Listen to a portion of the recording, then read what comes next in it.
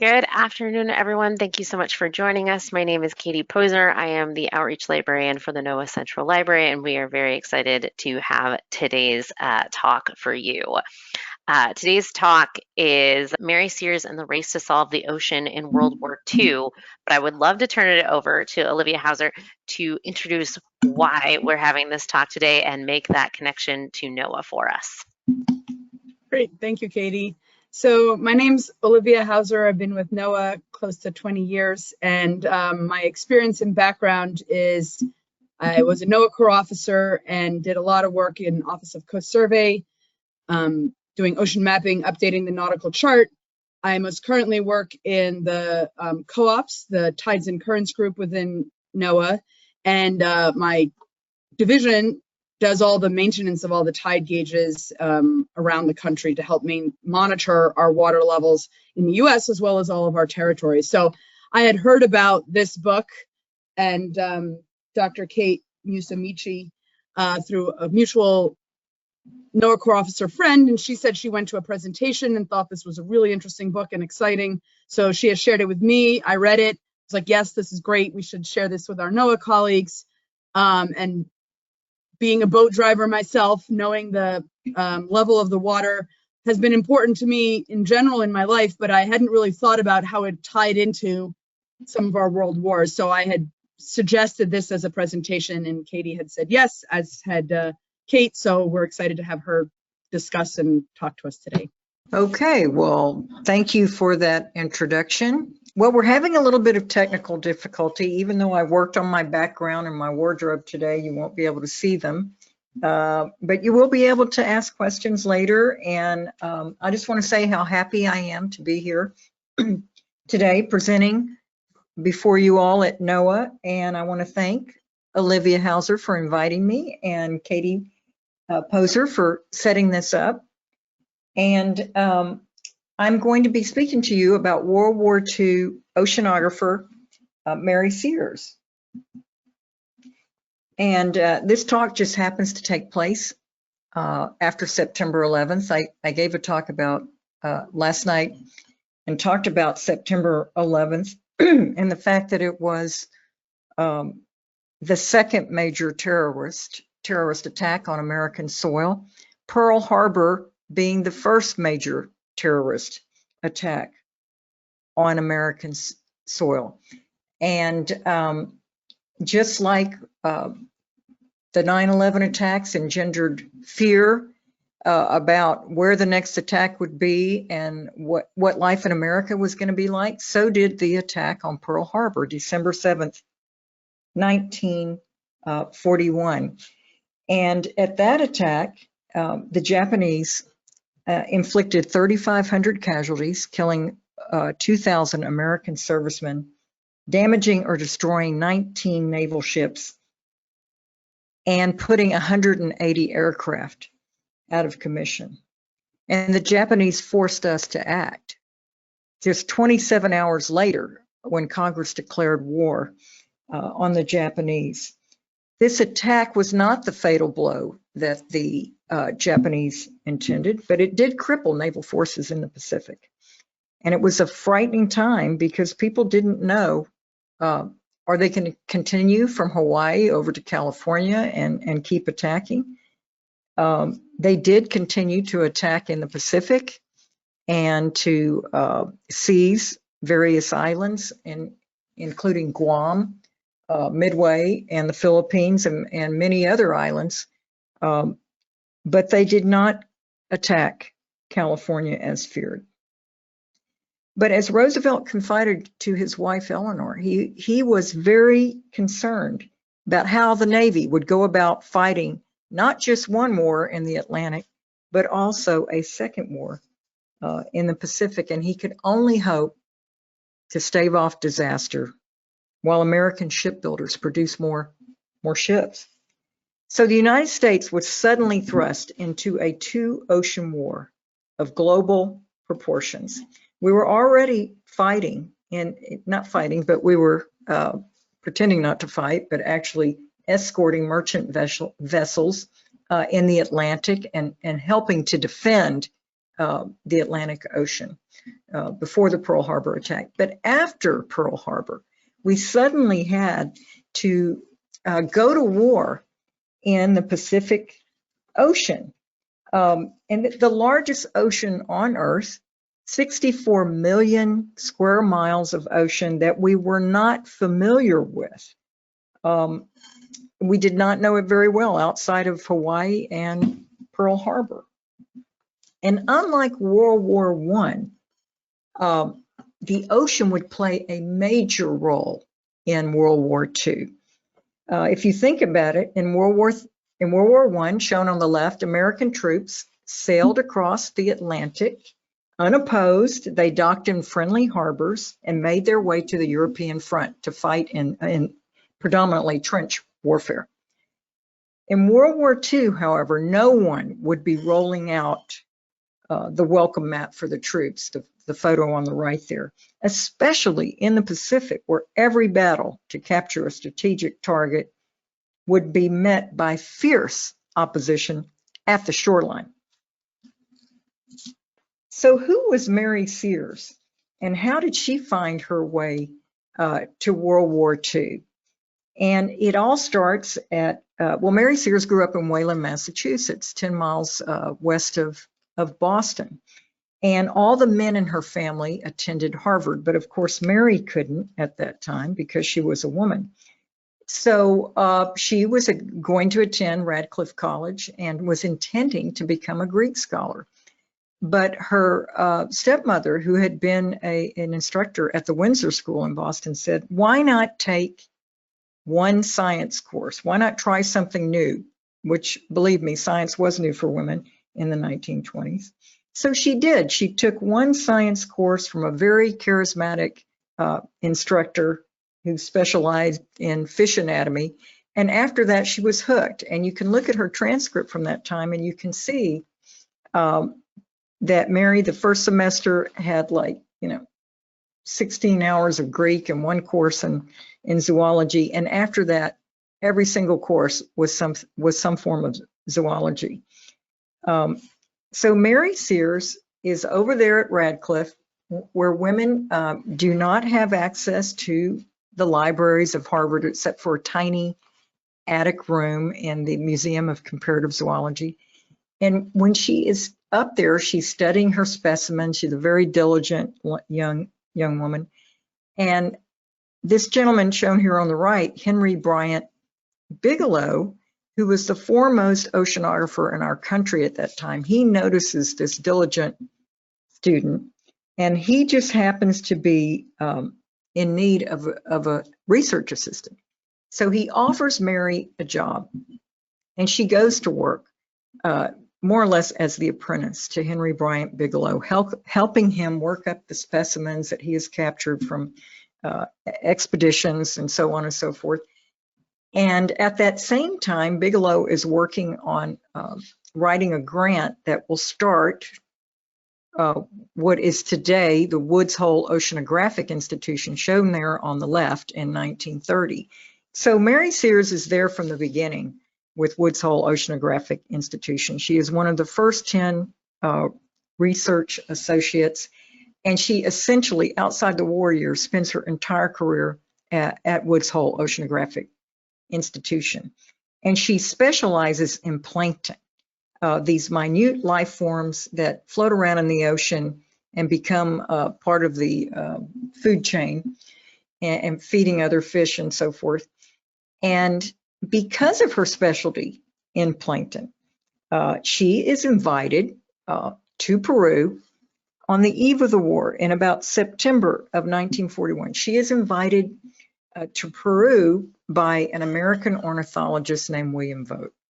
And he has invited Mary Sears there because the guano birds, who number in the millions and produce the world's finest fertilizer, they're beginning to dwindle in number, and he can't figure out why. So, but he thinks it has something to do with, loss of food supply. So he invites Mary Sears to Peru because these birds predominantly feed on anchovies, shown there on the left, and the anchovies feed on plankton. So he gets Mary Sears over there, and when he invites her, Mary Sears doesn't hesitate, even though things are heating up in the Pacific, and getting on a steamer and going down to Peru is a somewhat dangerous endeavor. She doesn't hesitate because women are not allowed on research expeditions in the United States. They just simply are not allowed.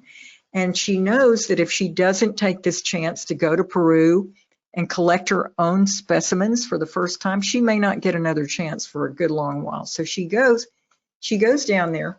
And let me just talk a little bit about this superstition about women on ships.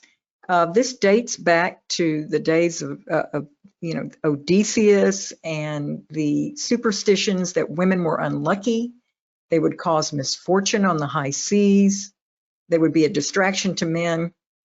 And then there's always that throwdown excuse, lack of separate bathrooms and sleeping quarters. And this is what they used at Woods Hole, where they had this beautiful new, at the time, gleaming research ship called the Atlantis. And they had gone to painstaking detail to design this exquisite ship that was built in Copenhagen, but they forgot to put in separate bathrooms and sleeping quarters for women, or they just never intended to do that. So that is where Mary Sears is on the eve of the war. And that's where she is when the Pearl Harbor attack takes place. And she stays until March of 1942, when she returns to Woods Hole, and she finds that the lab has been taken over by the Navy, essentially. Instead of all the guys running around in pocket protectors, they're wearing uniforms, and all the research has shifted from marine biology to physical oceanography, and to the study of the ocean and the production of instruments to measure the seas and underwater demolition activities. So Mary sees this, and she sees her male colleagues being called up to active duty, and she wants to go too. But there's a couple of hurdles before she can go. First of all, women are not allowed to join the military until May of 1942, when the Women's Army Auxiliary is approved by Congress. And it takes a little longer for the Navy, because the Navy is considered a macho organization, and they are vehemently opposing allowing women in any capacity into the Navy, even though there are crippling labor shortages. And eventually, due to the support of a representative named Edith Norris Rogers and Eleanor Roosevelt, and President Roosevelt himself, women are eventually allowed into the waves in July of 1942. So Mary Sears marches down to her local recruiting center and signs up to get in, but she's turned away. And she's turned away because she flunks the physical. And she's told she had arthritis, and therefore she is excluded from serving. And what that actually turned out to be, she had an infection in her finger that had since resolved, but it had gotten imprinted on her medical record as arthritis, and it was going to keep her out of the Navy. But the need for a full-time oceanographer at the hydrographic office was so great that she eventually was granted a medical waiver and allowed to join the waves. Mary Sears was allowed to join the waves finally in April 1943. The first full-time oceanographer of the Navy in modern times takes her position after we have been at war for a year and a half, knowing full well that, in fact, already undertaking amphibious battles in the Pacific, and knowing full well that we're going to have to do numerous amphibious operations. We don't have a full-time oceanographer in the Navy until 1943. And then Mary Sears is assigned to the Naval Hydrographic Office. She is the only oceanographer there. And there's not even she doesn't have her own office. She's sitting at a desk in the Maritime Security Division and just, trying to catch up with all these requests for oceanographic information. And what was happening at the hydrographic office during World War II was that it was being inundated with requests for all sorts of information pertinent to the World War. Before the war, they turned out nautical charts and navigation aids. But once the war started, we were having to go to all sorts of places we'd never been before. So the demand for information and the type of information increased astronomically. And we were trying to get information on areas not previously covered. And this tiny little agency went from producing, I think it was 500,000 copies of charts and so forth, to 14 million copies by the end of the war. So joining Mary Sears at the hydrographic office, these three people became her core colleagues in what would become the oceanographic unit, the first oceanographic unit of the Navy. And there was Finner Chase, who was a hermit crab expert from Harvard. There was Dora Henry, who was known as the Barnacle Lady in the Puget Sound area. She had come from the University of Washington. And Dora Henry was our foremost expert on barnacles. And barnacles would turn out to play a huge role in the war because they contributed to bottom fouling, which is, the buildup and debris on the bottom of ships that could decrease fuel efficiency and speed by up to 20%. And she had a very interesting sideline in Puget Sound, because when the police would pull a corpse from Puget Sound, they would call Dora Henry to come over and inspect the clothing and shoes and so forth, because barnacles were always on these items, and she could analyze the species and the age of the barnacles and help pinpoint where the corpse had drifted from, what area, and how long it had been in the water. So she's a very interesting person. And then there was Mary Greer, the foremost, best oceanographic librarian in the country. And Mary Greer had also been at the University of Washington before the war, and they had a smaller oceanography department run by someone named Tommy Thompson, and he went into the Navy and that unit closed. So Mary Greer got a job at the Boeing plant holding a clipboard and doing quality control on airplanes until she was contacted and asked to come to Washington to help with gathering oceanographic intelligence. Also at the hydrographic office were women that Mary referred to as the enlisted girls. So before women were allowed into the Navy as waves, they had sent a survey around asking the various departments whether they needed women, and the hydrographic office was vehemently opposed. No, we do not need women. But at the peak of the war, they needed 350 waves at the hydrographic office, and they did every single job that the men did. They learned to do every single job except for pulling down the very heavy printing presses. So I just want to mention a couple of the projects that Mary Sears worked on. Time does not permit me to go into great detail on these, but she had her hands in a lot of different oceanographic projects. One of the things she helped with was to produce silk rescue maps for downed pilots.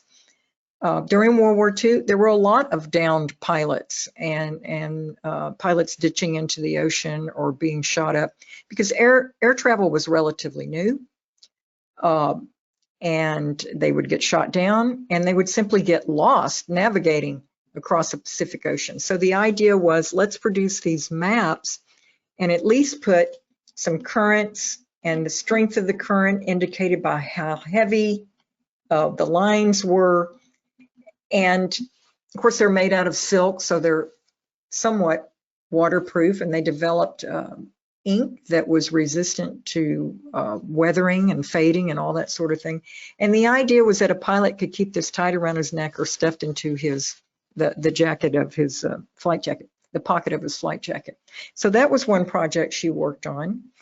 And then she also worked on the development of this primitive animal that I'm sure many of you are familiar with, the bathythermograph, which, as you know, has evolved to be essentially an underwater drone these days. But the bathythermograph really got its sea legs during World War II, when it was refined at Woods Hole to be an instrument that could produce reliable data, that data being the temperature of the water at varying depths.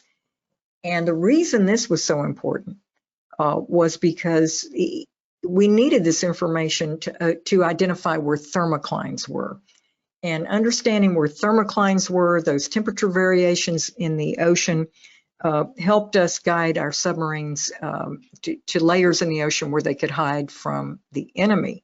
Now, Mary Sears was not out there dropping this thing over and over off the side of the ship, but what she did, she helped with collating the data and putting it in such a form that it could be published for something called submarine supplements to the sailing directions.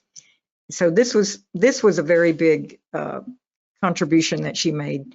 And this is what she did a lot of during the war, was interpreting oceanographic data so that military people and laymen could understand how the science translated into making a battle plan safer.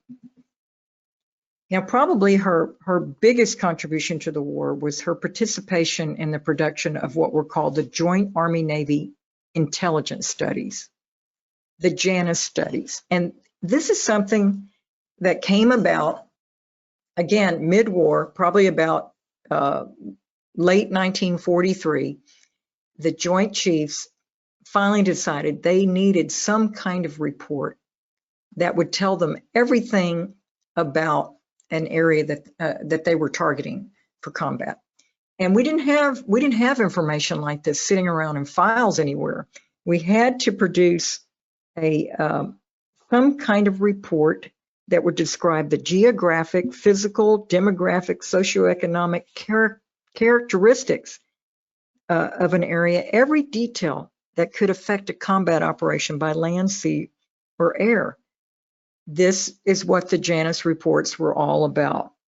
And Mary Sears was responsible for Chapter 3 of these reports, the oceanography chapter.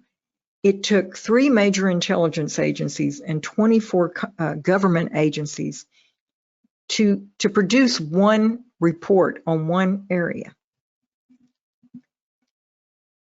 Now, I use the Battle of Tarawa as an example of what could happen in a combat operation when just basic oceanographic information is not available. And the Battle of Tarawa took place November 1943, just as the JANIS reports were being conceived and organized. So there was not a JANIS report available on Tarawa. But Tarawa is an atoll in the Pacific, and it is surrounded by a coral reef. And this was the strategic target, Betio Island. And the question on the eve of battle is, would tidal levels be high enough for the landing boats to get across the reef? Seems like a very basic question, but you have to remember the times that we were operating in. We did not know the answer to this question.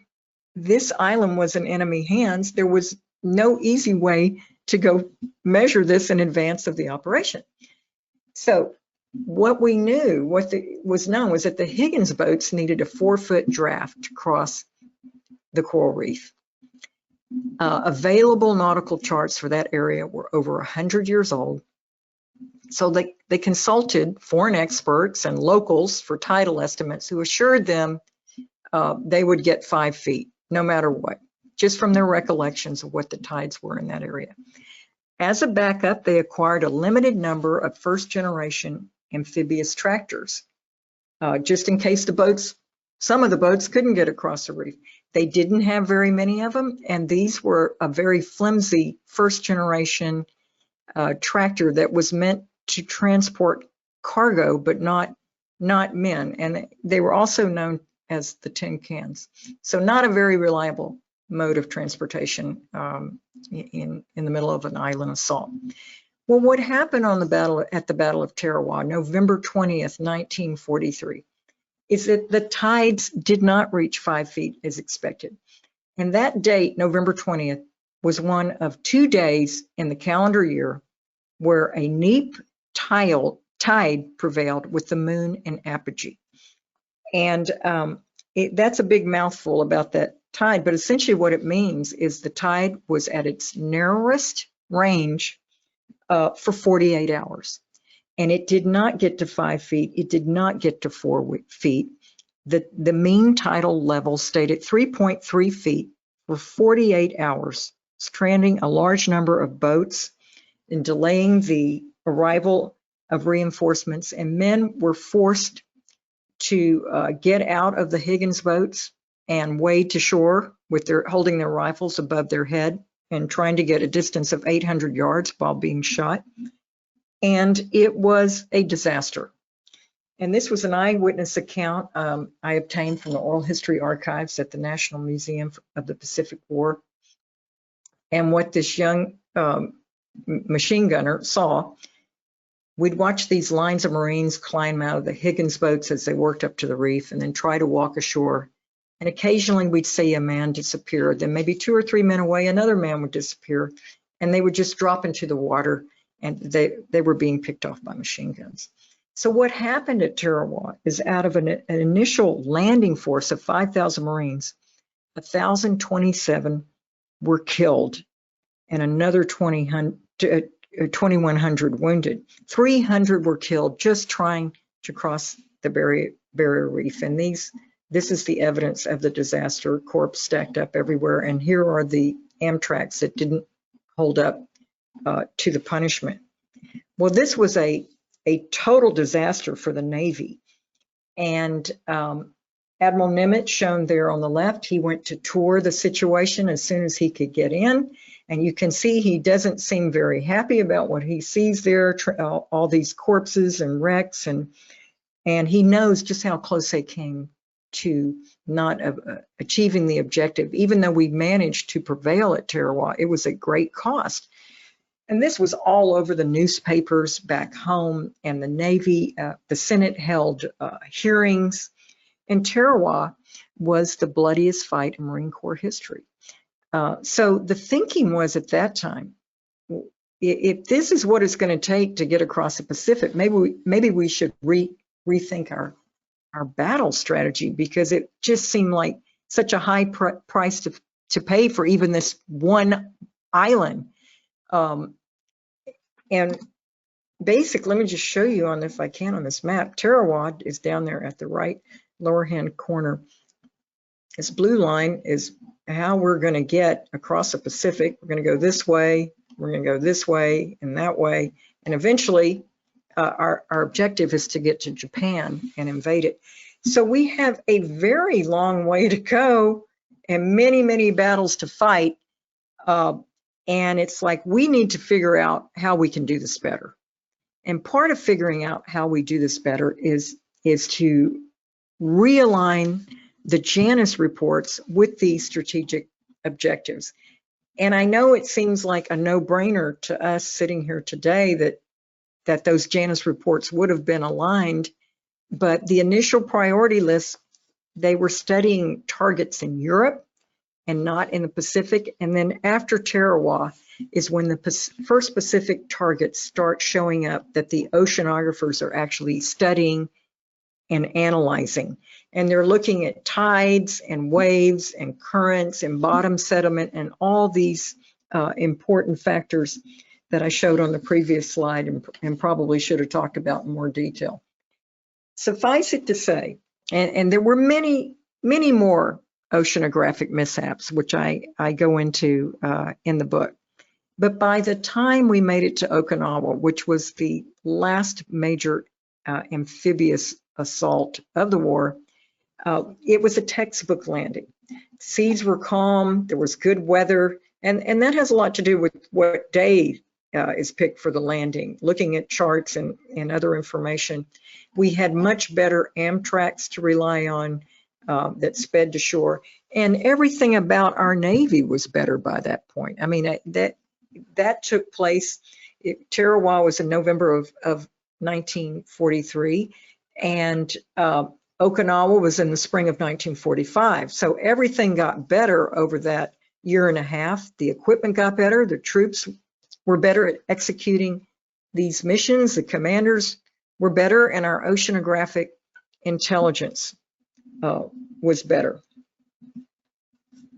So we had all these JANA studies done during the war, and you can see on this diagram, these little squares show you where these major studies were done, and many of them were done in places that we never invaded. Places like China and Japan that we didn't invade, and Korea and Formosa. But these studies, these oceanographic studies, were still really valuable because we had to occupy Japan after the war. We still had to navigate to Japan, and the Japanese weren't sending us directions about how to take the safest route, believe me. And not only that, but there were something like 140 prisoner of war camps scattered all throughout this region with 36,000 POWs.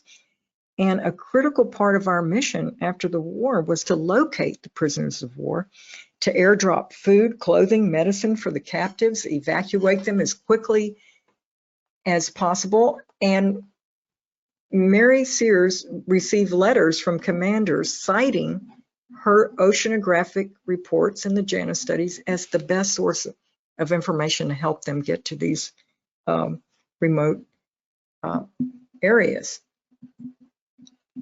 So after the war, Admiral Nimitz issued a commendation to Mary Sears. In your capacity of oceanographer, you were frequently called upon by the Joint Chiefs of Staff to furnish critically valuable information for use in combat operations.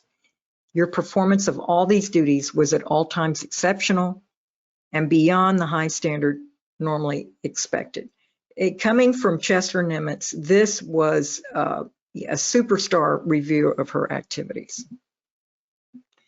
So I made a short list of what we know for sure Mary Sears did during the war. And, you know, we have to remember, she worked in intelligence, and a lot of what she did, we may never really know, but we know she was the leader of the oceanographic unit, that she was the secretary of the Joint Chiefs Subcommittee on Oceanography. As a woman, she did that during World War II. And she was also on another committee, the Janus Report Committee she attended, so that she was involved, very much an integral part of two Joint Chiefs Committee. She gathered the oceanographic intelligence, and she performed last-minute calculations for Pacific combat targets. We only know this because she talked about it many years later in her oral histories, and talked about how a courier would come and knock on the door of her apartment and call her back into the office to extrapolate tide tables for locations where none existed. And then she was also the liaison with Woods Hole Oceanographic Institution as they were developing top secret instruments and methods. After the war, Mary Sears went back to Woods Hole Oceanographic Institution. And if you're having trouble picking her out, she's the one in the dress right here in the middle. And there are 20 years of photographs that look very similar to this one. It's like Mary Sears is being moved around the photo like Where's Waldo. but she is the only woman in this Board of Trustees photo for at least 20 years. So it becomes an integral part of Woods Hole oceanographic institution. And she seems to fit in just fine with the largely all-male staff, serving as a clerk of the corporation and using her skills compiling data. She created an index. She would keep these index cards in these black boxes back here. She created a collection of 250,000 index cards that just every time she came across an oceanographic reference, she would make out a card. And, you know, in a time when we did not have computers and so forth, anybody that wanted to know anything, whether it's at Woods Hole or around the world, they wrote to Mary Sears, or people that visited Woods Hole would find something on the shore and write to her and ask her what it was. It was like the keeper of the flame at that institution. And these 250,000 index cards were eventually published in a 15-volume, oversized volume, comprehensive oceanographic index. So Mary Sears didn't just fill out index cards. She helped organize the entire field of oceanography. She directed the first International Congress on Oceanography, held in 1959 at the United Nations in New York City, and she co-edited with a British editor the first major oceanographic journal, Deep Sea Research. So those things were part of her legacy in the field of oceanography, but so is the National Oceanographic Office. Sears started oceanography in the Navy as one woman sitting at a desk crammed into the Maritime Security Division. But because she was willing to sit there and take on whatever challenges came her way, she proved how necessary oceanography could be to the armed forces. This is the U.S. Naval Oceanographic Office, which is located at the Stennis Space Center in Bay St. Louis, Mississippi, outside of New Orleans, where today over 1,000 men and women provide oceanographic intelligence to all branches of the armed forces. And unlike in Mary Sears' day, we were just trying to catch up with where the troops were going. The people that work at this agency today are empowered to identify potential global hotspots. And they work alongside the military to characterize the battle space and prepare in advance for any contingency the troops might find there. In 1999, 2 years after Mary Sears' death, the Secretary of the Navy, Richard Danzig, selected Mary Sears for the honor of having an oceanographic survey ship named after her. And he cited her work reporting the presence of thermoclines that assisted submarines in escaping the enemy. And they cited that as her most important contribution. But after he read my book, he said, well, Kate, you know, I think we missed a few things, and she did so much more than we ever realized. And this is Mary Sears. This is her portrait that hangs in the library at the Naval Oceanographic Office. And for 2 decades, she has been the only woman. It hangs on a wall they call the ships. And the ship's wall has the portraits of people who have had naval oceanographic ships named after them. And she's been the only woman for 2 decades, but she will soon be joined by Marie Tharp, who mapped the ocean floors.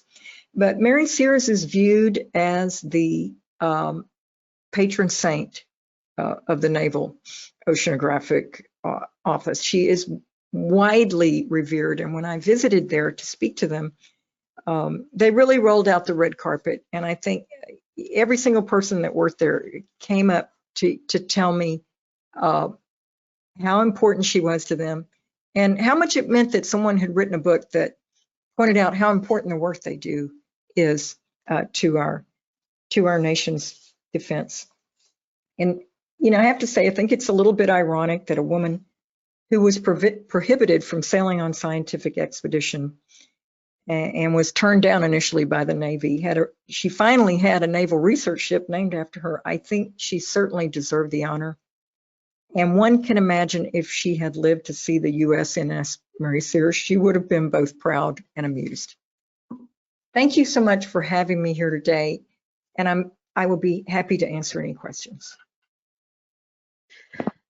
Thank you so much. This is amazing and something I just truly did not know a ton about. So I'm so excited that we had you here. We do have a question to kick us off from the audience. So here we go. Audience, also a reminder, if you do have questions, put that in the question panel or in the chat, and I will make sure to ask those of our presenter today. So our first question, thank you for diving into the important and interesting information in your book. How did you first learn about Mary Sears and become interested in her story? Well, that's a good question. I learned about, this is my third book. My second book, which is called Hurt, was a history of injury, how injury care developed in this country. And the history of injury care parallels war. And I started with the Civil War and kind of worked my way through all the major wars and then eventually the development of trauma centers in modern times. But I came across World War II and I was, you just can't help but be fascinated by World War II and how it touched the lives of every single person living in this country. And I knew I wanted to write a book about World War II, and I knew I wanted to write, hopefully, about someone who had been overlooked in World War II, a woman. And so I started poking around, and I came across a book by a naval historian named Kathleen Broome Williams. She had written a book called Women in World War II, which it included a chapter on Mary Sears.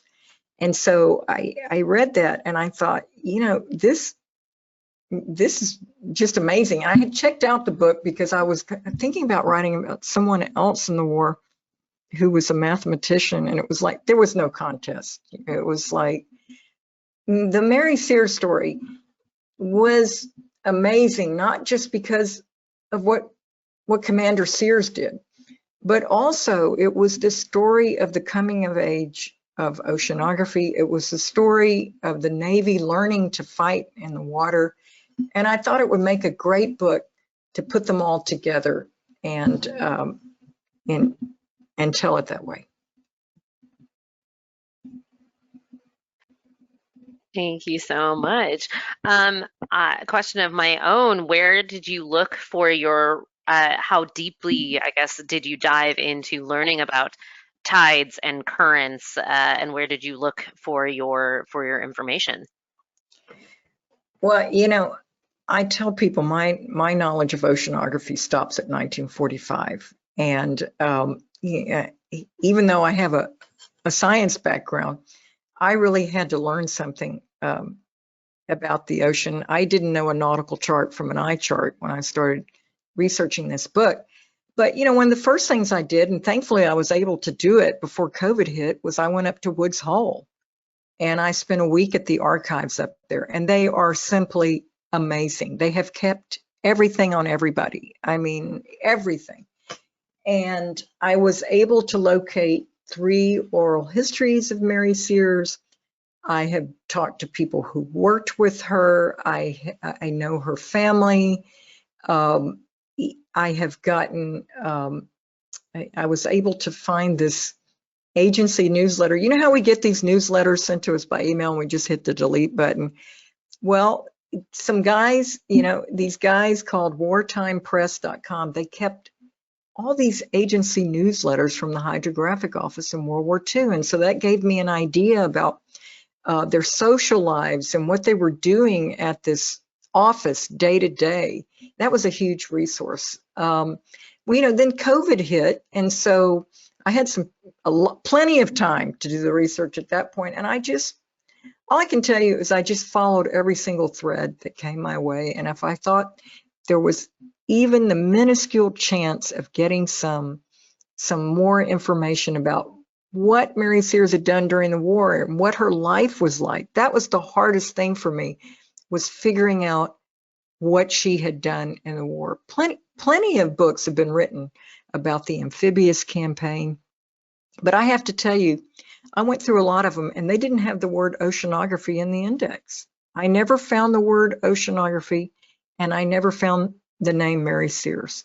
That was another thing that compelled me to write this book, because I felt like the entire field of oceanography had been military oceanography in particular, had been overlooked, and their contribution to the war. And many people gave up their lives to get this information. The frogmen who would go in the night before an invasion, I wrote about this in great detail in my book, and risk their lives to measure things and to measure depths and the sediment and all the things they did the night before. And the people that would do reconnaissance missions, taking photographs of the ocean, and those being analyzed later. And military oceanographers who took on risky assignments, including at Normandy. So there's a whole group of people who helped us win that war, who had been overlooked. And, I just thought it was my mission to bring that forward. Thank you so much. That really lays into that one question we did have next, which was, did they have access to intelligence that was collected on site? And you mentioned the frogmen. What other sources did they have to work from?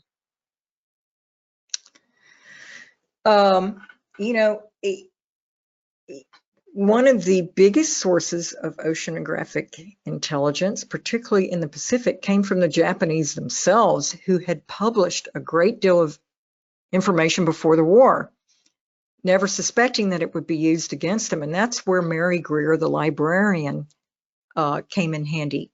So she would go to libraries around Washington, D.C. and pull out a lot of different information, observations and all this stuff.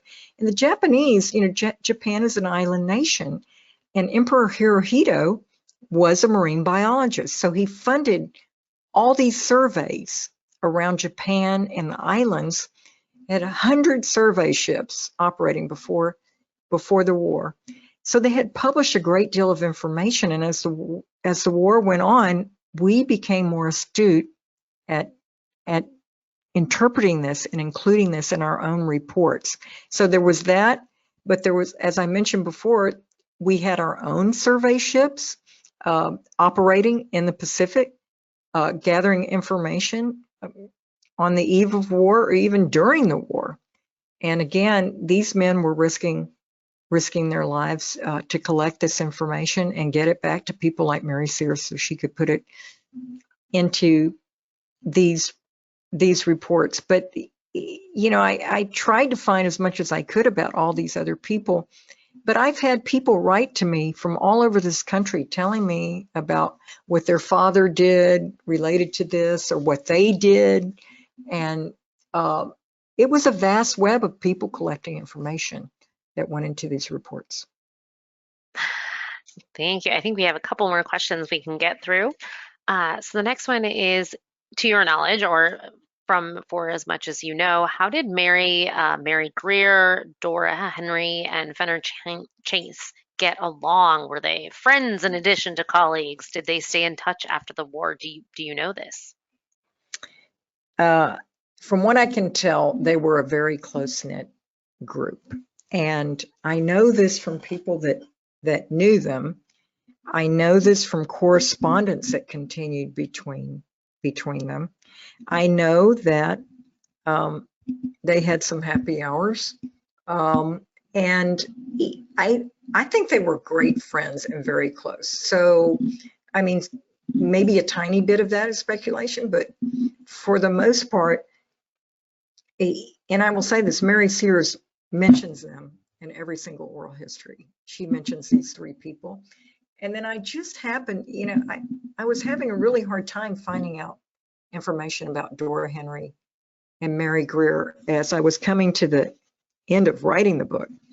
And my editor was woodshedding me, trying to get me to find more information about these people. and I found an obituary of Dora Henry published in a science journal. And it was this, big memorial and had like 5 co-authors. I found email addresses for all those people, and I sent them email, and only one person was still alive. And she had been an administrator that worked with Dora Henry and then had been the executor of her will. So she knew all about Dora Henry and Mary Greer, and they sent me back all this information. And this is what I'm talking about when you're writing something like this. I mean, you just cannot give up until the book goes to the presses. You just have to keep looking, and leave no stone unturned. You just and maybe you get lucky and get that final burst of information. Thank you so much, Kate. Couple more questions. Do you see yourself exploring more along Mary Sears's contributions and the Woods Hole contributions as they pertain to the Cold War and more with oceanography, or do you think you've kind of closed this chapter of your research? Yeah, I think this might be the end of my oceanography literary career. I'm working on something else right now. I've gone back to medicine, but I tell you, I have really enjoyed getting to know people in the oceanography community, and it is very hard to pull yourself away from World War II oceanography when you're in the middle of it.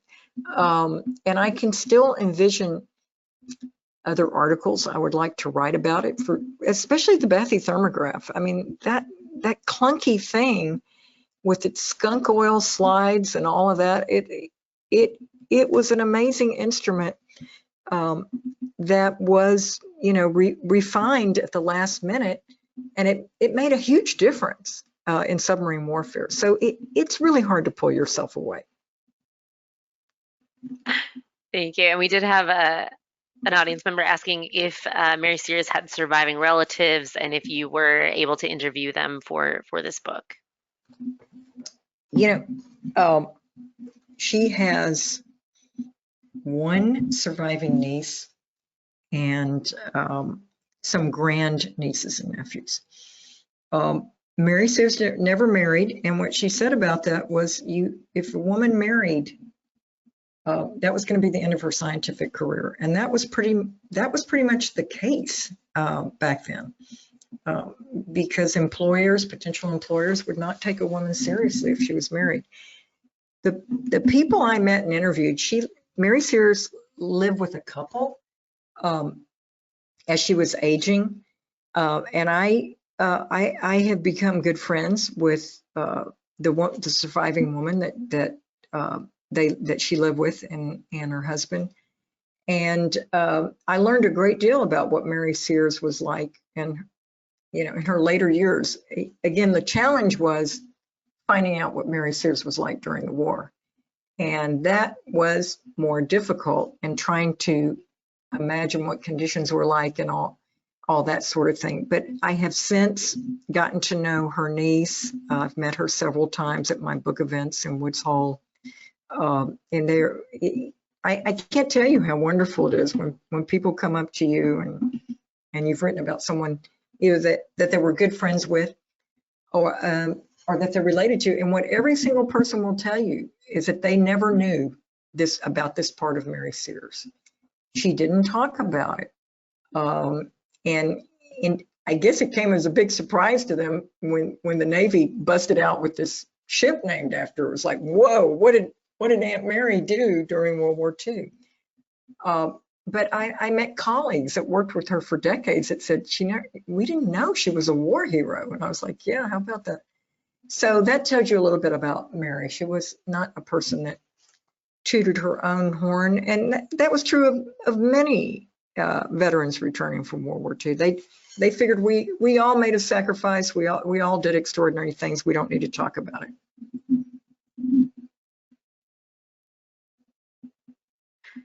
Thank you so much, Kate. This is the end of our questions and the end of our time here, but I did put in the chat for our audience that is NOAA staff. This book is available through the NOAA Central Library's Overdrive platform as an ebook, but we currently have a 2-week wait on the 3 copies we do have. So put yourself on that wait list. This book is also, of course, available out in other spheres. Um, Thank you so much, Dr. Catherine. This has been amazing, and I hope everyone who has read the book has truly enjoyed this presentation, as I have, who hasn't read the book yet. So very excited to read that.